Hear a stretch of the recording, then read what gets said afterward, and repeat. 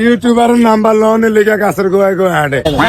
এই কিশোরগঞ্জতে সকালবেলা রওনা দিয়ে এটা আইলাম মিজান ভাইয়ের হোটেলে খাওয়ানি লেগে 100 টাকা প্যাকেজের খাওয়ান মিজান ভাই না বেবিরে বেরে দাদা কত কন্টেন্ট ক্রিয়েটর আছে শহরে সব করে কন্টেন্ট ক্রিয়েটর আয়া পড়ছে মিজান ভাইরে বেরে দাদা বেড়ায় হোটেল খুলছে কম দামে খাওয়ান খাওয়াইব রিক্সা লাগো আর গরিব দুঃখীরে। কিন্তু টিকটকাররা খবর পাইছে মিজান ভাইয়ের হোটেলে কম দামে খাওয়ান পাওয়া যায় 100 টাকা। ওই 100 টাকার খাওয়ান পাওয়া যায় এক টুরফা গরু গোস্ত, 2টা আলু গোড়া, একটু সৌরা, 2 লা ভাত আর আনলিমিটেড ডাইল। আর এই খাওয়ান খাওয়ার লাগে শহরে যত টিকটকার আছে সব আয়া পড়ে এই মিজান ভাইয়ের হোটেলে। আর অন্ধে বেড়া ভাইরাল বেড়ার হোটেলে 2 লা ভাত কার বেড়ার লগে একটা করে ভিডিও রেছে। আজ যদি ওই অবস্থাটা মিজান ভাইরে বেহুবিরে ধরছে যাতা দেয় বেড়ার 3টা বলিতে বেড়ার হোটেলে কেমনে কি চলে। আমরা যে কোন দেশে সহবাস করি এতটুকু বসবাস। আমরা কি পাবনা আইছি নাকি 100 টাকা প্যাকেজ খাওয়ান খাইতাম ভাই ওই সামনেটা তাহলে চলেন যা ভিতরে কি অবস্থা ভিতরে কি আছে।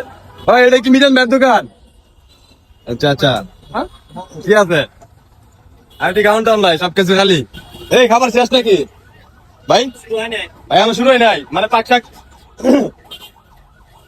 আগে যা খাবার ছিল সব শেষ হয়ে গেছে, বর্তমানে আবার রান্না হইতেছে, রান্না হওয়ার পরে তারা খাবে। এইখানে রান্নার কাজ চলতেছে। আগে আগে যা ছিল সব কি শেষ ভাই?